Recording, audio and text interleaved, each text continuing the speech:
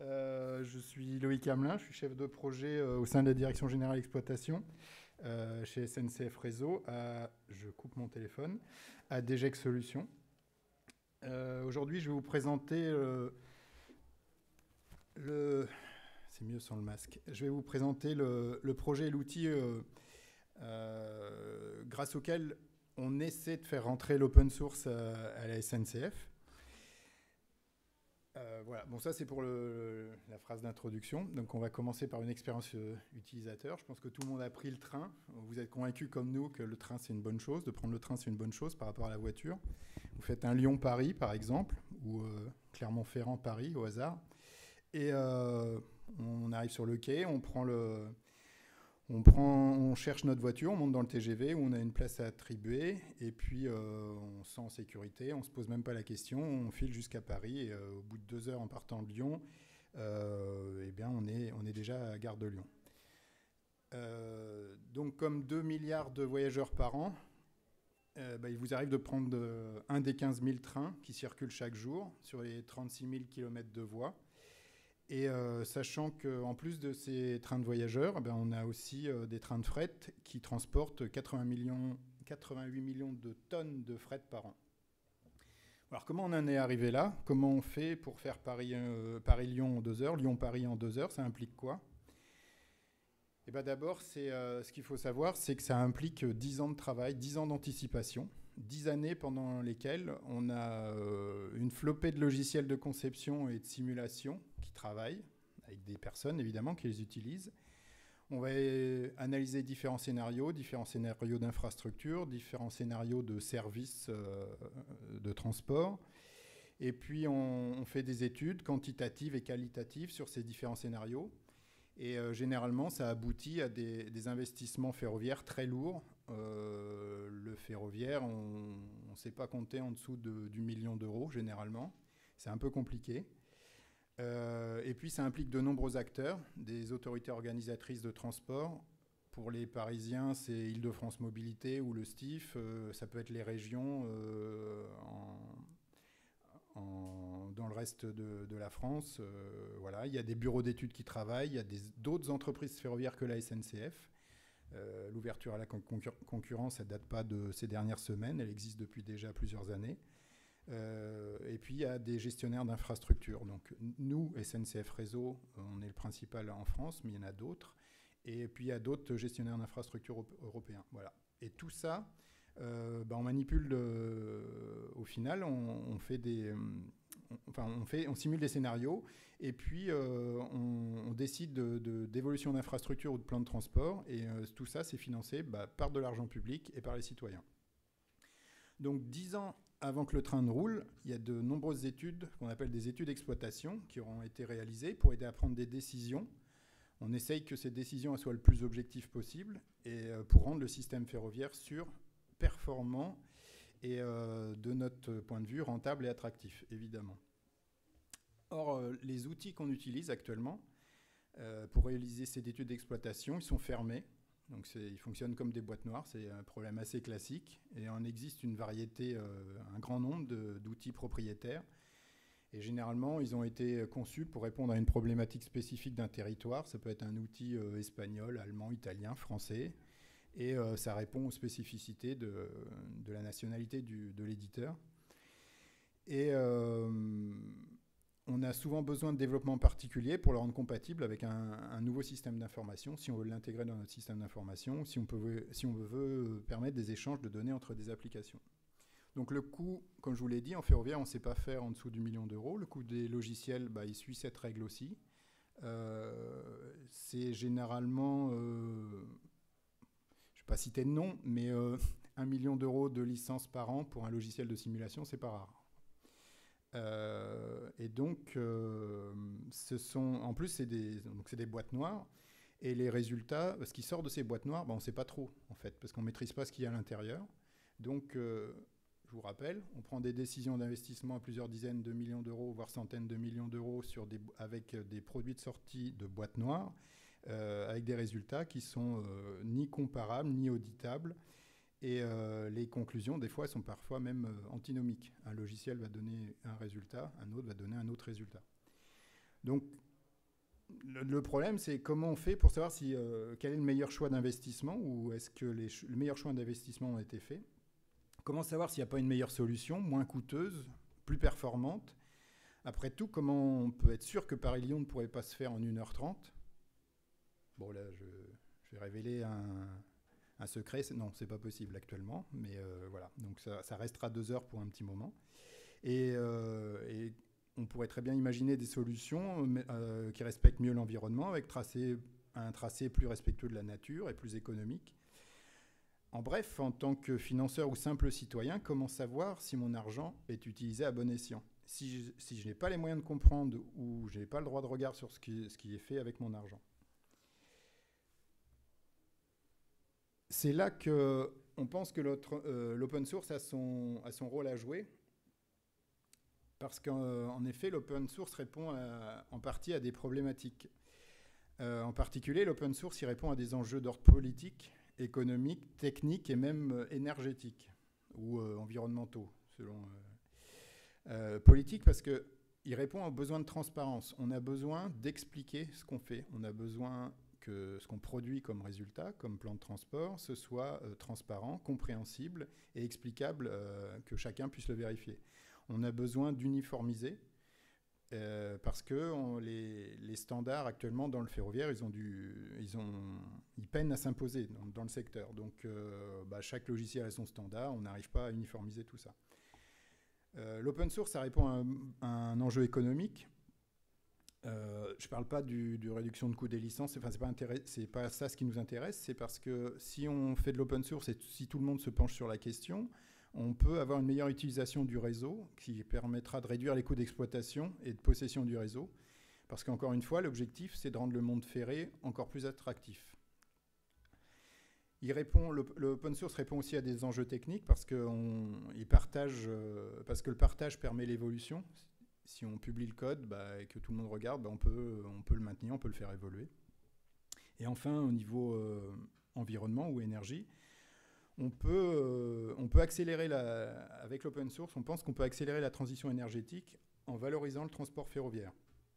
Mais nous, on doit le faire, par contre, en conservant ou en améliorant notre performance industrielle. On a des vrais objectifs de performance industrielle.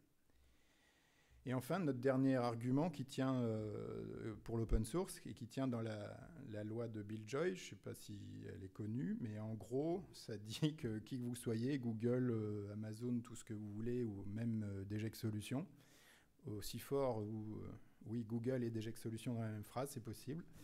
Qui que vous soyez, en fait, les meilleurs, ils travaillent pour les autres. Donc le but du jeu, c'est de fédérer une communauté de contributeurs qui travaillaient jusqu'alors dans leur coin. C'est ainsi que, convaincu par ces arguments aussi forts, on a décidé de se lancer dans l'aventure de l'open source pour créer notre outil de nouvelle génération. Donc c'est bien beau de décider de se lancer dans la démarche. Encore faut-il convaincre l'entreprise de s'y engager. Donc comment on engage l'open source la SNCF dans une démarche open source, sachant que vous la connaissez aussi bien que moi, l'entreprise elle n'a pas forcément une image d'entreprise qui est acquise à la cause de l'open source et que son métier, spoiler, c'est pas du tout le logiciel non plus, la SNCF, et que sa culture, encore une fois, c'est pas celle de l'open source. Au départ, moi-même, je ne connaissais pas grand-chose à open source, voire même rien. Enfin, j'étais assez débutant sur le sujet. J'avais bien le sujet du simulateur qui me trottait dans la tête depuis plus de 10 ans, on va dire. Et puis, j'avais quelques solutions techniques à proposer, mais en fait, ça ne répondait pas aux enjeux politiques qu'il y a derrière, quoi. Et puis, il y a quelques années, j'ai fait une rencontre d'un directeur qui est là, voilà. Vous pourrez lui poser des questions après. Donc Bertrand Houzel qui est juste là et qui croyait fort à l'open source et qui m'a dit ok, tu fais ton logiciel mais on le fait open source. Donc moi j'ai sauté sur l'opportunité parce que je pensais qu'il y avait un intérêt, mais l'open source c'était presque une contrainte pour moi. Et en fait, cette contrainte, elle est devenue de plus en plus une fonction du projet. À tel point que maintenant, Bertrand évidemment défend l'open source, mais moi je le défends aussi. Et puis très vite, j'ai acquis la conviction que l'open source allait pouvoir apporter une réponse politique qui manquait au projet de simulateur. À tel point que je suis presque sûr que le projet n'aurait pas de sens s'il n'était pas open source. Voilà, parce qu'un simulateur, on sait le faire. On l'a même fait il y a 10 ans, il y a 15 ans, il y a 20 ans. On l'avait déjà fait, mais en fait, ils ne répondaient pas aux enjeux politiques et ils ont été abandonnés. Enfin, là, c'est des choses que j'ai appris très récemment. Et en fait, le fait qu'il soit open source, je pense qu'il répond aux enjeux politiques et qu'il a sûrement de grandes chances d'être pérenne. Alors, comment on a fait pour passer ce projet open source? Alors, on était une toute petite équipe. Il y en a une partie là qui est dans la salle et qui contribue fortement au projet. Et on a conçu gentiment, tout doucement, avec les budgets qu'on essayait de grappiller à droite à gauche. On a conçu et développé une solution, puis on l'a publiée. Voilà. La stratégie du fait accompli. Voilà, donc je cite Amel qui vient de nous rejoindre. Merci Amel. Voilà, on a développé, on a publié, et puis le code était en open source. Alors on n'a pas fait n'importe quoi, on a fait, sachant qu'il n'y avait aucun secret industriel dans ce qu'on publiait, on a fait le choix de le publier directement. Cette stratégie qui s'impose jour après jour sans avoir besoin de demander l'autorisation, quoi. Jusqu'à ce que ça devienne en fait un non-sujet pour tout le monde. C'est une évidence, OSRD, c'est un projet open source, point. Donc quand on en parle dans l'entreprise, OSRD, c'est un projet open source, et puis plus personne pose de questions. Alors pour faire ça, on a d'abord analysé ce qui était partageable, un socle sur lequel on pouvait travailler en collaboration avec nos confrères, nos homologues ou nos compétiteurs même. Et c'est là qu'on arrive au terme de coopétition. Merci Amel. Donc c'était assez simple. Le cœur du simulateur, il se base sur le principe fondamental de la dynamique de Newton et des méthodes d'intégration numérique. Et il y a encore des nombreux spécialistes dans le secteur qui pensent que ce sont encore des secrets industriels. Alors que Newton est mort depuis 300 ans quand même. Euler, 300 aussi. Runge-Kutta, ça date d'il y a une centaine d'années. Enfin voilà, il n'y a plus du tout de secret industriel. Dans n'importe quel papier, on trouve somme des forces égale MA. Et puis, on sait faire l'intégration numérique depuis un moment. Donc, on construit l'outil jour après jour. Et au fur et à mesure de son aspect, son aspect open source s'impose à nos différents interlocuteurs. Aujourd'hui, on a à peu près le soutien de l'entreprise. On ne va pas dire que c'est gagné. Enfin, il y a encore du travail. Mais je pense qu'on est en train d'obtenir le soutien de l'entreprise et on fait un travail de fourmi pour convaincre chaque interlocuteur. Donc selon les interlocuteurs, financeurs, partenaires, contributeurs aux clients, on actionne des leviers différents pour les convaincre, les rassurer, les embarquer dans le projet. Donc les financiers, on leur dit qu'on va économiser ou gagner de l'argent. Le côté innovant, ça permet d'attirer des profils qu'on ne sait pas attirer à la SNCF. Au niveau de la performance, on démultiplie la force de développement.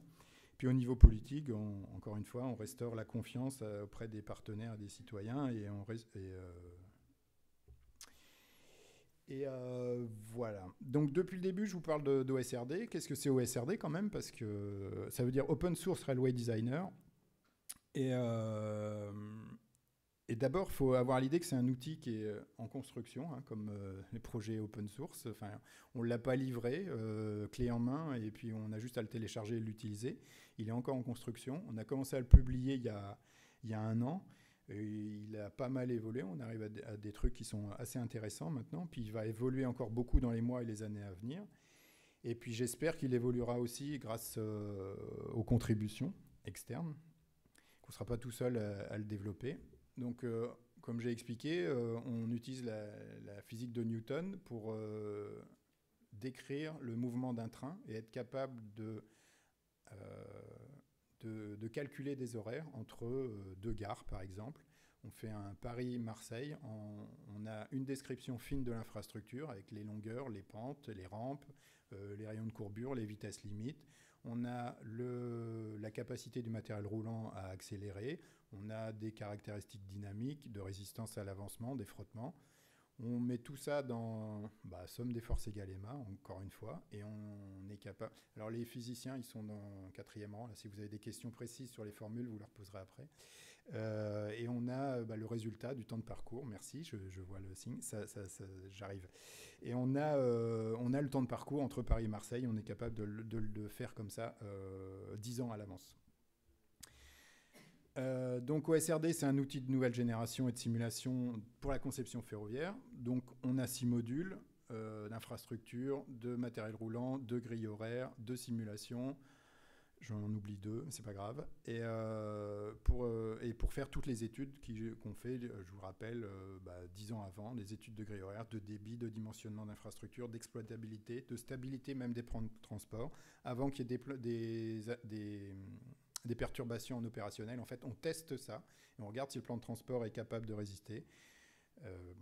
Avec plus ou moins de réussite, mais voilà, on essaye de savoir si le plan de transport va être robuste aux aléas ou résilient même. Voilà, notre ambition, c'est qu'OSRD soit un outil modulaire, avec une architecture orientée service. On le développe pour qu'il soit performant, simple d'utilisation et universel, et qu'il devienne un standard. Notre défi, c'est qu'il devienne le logiciel de simulation reconnu pour tous les acteurs ferroviaires. Et vous l'avez compris, c'est en grande partie grâce à l'open source qu'on compte réussir ce défi. En plus d'une baisse significative des coûts de développement, il offre à chaque citoyen aussi la transparence nécessaire pour comprendre et évaluer les choix d'investissement public. Donc la première version open source est publiquement disponible sur GitHub, la plateforme de développement logiciel. Et la performance de l'outil dépendra ensuite du nombre et de la qualité des acteurs qui contribueront à le faire évoluer. On travaille avec d'autres acteurs européens pour qu'ils soient associés au projet. Et c'est pour aller dans ce sens qu'on étudie actuellement l'opportunité de la création d'une fondation open source pour le ferroviaire, une fondation open source spécifique pour le ferroviaire, et qui pourrait voir le jour en début d'année prochaine. Si vous voulez faire partie de l'aventure, contact@osrd.fr. Et je crois que je boucle quasiment dans les temps. Je vous remercie. Et je voudrais faire un merci spécial qui est écrit tout en bas, mais que vous avez forcément... vous n'êtes pas forcément passé à côté des magnifiques photos. Arnaud, il est au fond de la salle. Et c'est lui qui a pris... C'est un conducteur de train. Et on était collègues il y a une dizaine d'années sur la ligne C, voilà. Et donc, je suis tombé par hasard sur ces photos il y a 3 semaines, un mois. J'ai dit, c'est ça ce que je veux pour la présentation. Donc, merci Arnaud pour ces magnifiques photos. Voilà.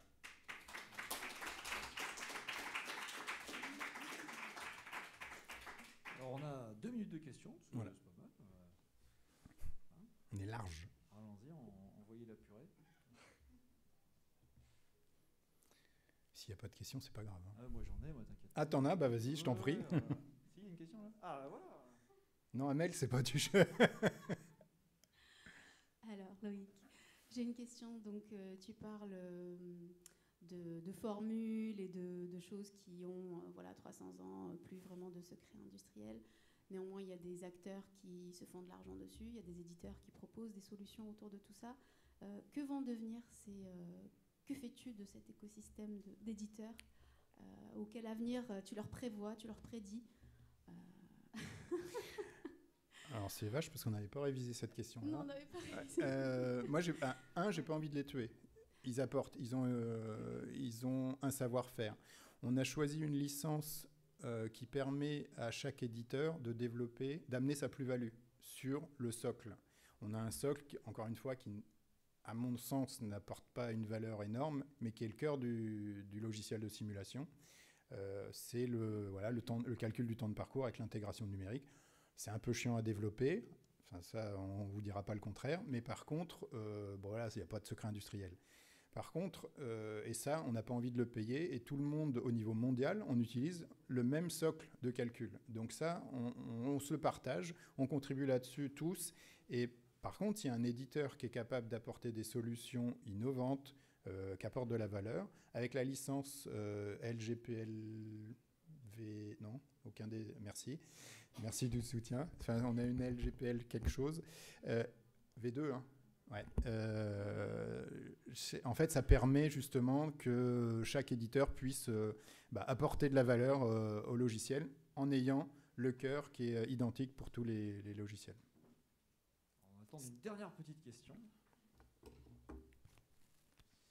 Bonjour Richard, merci pour la présentation. Le logiciel, vous avez défini des exigences au niveau de vos besoins. Et donc vous allez avoir des contributions extérieures qui vont arriver et qui vont mettre leurs besoins à eux. Mais peut-être que les deux besoins ne vont pas s'entendre ou en tout cas se rencontrer. Donc en termes de gouvernance, par rapport aux évolutions du logiciel, qu'est-ce que vous avez décidé? Vous avez décidé de laisser tout faire, ou alors peut-être d'avoir un système un peu dirigiste, où vous allez accepter ou pas des évolutions qui viendraient de contributeurs, mais qui ne sont, à vos yeux, pas utiles à votre futur logiciel? Alors c'est une très bonne question qu'on se pose. On a une partie des réponses avec la fondation. La fondation va gérer un petit peu les histoires de gouvernance, mais pas la gouvernance des projets. Les projets resteront... on a beaucoup parlé de souverain là, dans le salon, mais pour l'instant, la gouvernance du projet, on la laisse... c'est le projet qui gère tout seul ses contributions. Alors, si nous, on est SNCF Réseau, donc en France, si on a une contribution d'un Chinois, par exemple, qui veut faire son propre système de signalisation, normalement, tel que c'est conçu, on doit pouvoir coexister. Je dis bien normalement. Après, s'il y a des évolutions pour que ce soit compatible au niveau mondial, on le fera. Enfin, je pense qu'on le fera. Enfin, c'est pas... Encore une fois, l'idée, c'est de se mettre d'accord sur le socle minimum et que chacun prenne ensuite chez lui et les fasse évoluer chez lui pour ses propres besoins. Ou s'il a envie de contribuer, par exemple, si c'est un autre gestionnaire d'infrastructure européen qui veut développer le système de signalisation européen, donc qui sera utile pour tout le monde, là, évidemment, il n'y a aucun problème, on acceptera la contribution. Je ne sais pas si ça répond un peu à la question, mais je crois que je suis obligé de m'arrêter. Et puis de toute façon, avoir ce genre de problème, c'est une bonne nouvelle, parce que ça veut dire qu'il y a des contributeurs à l'extérieur. Exact. Donc c'est ce genre de problème qu'on aime bien avoir. Merci. Merci beaucoup, Loïc. Merci beaucoup. Là, c'est le petit...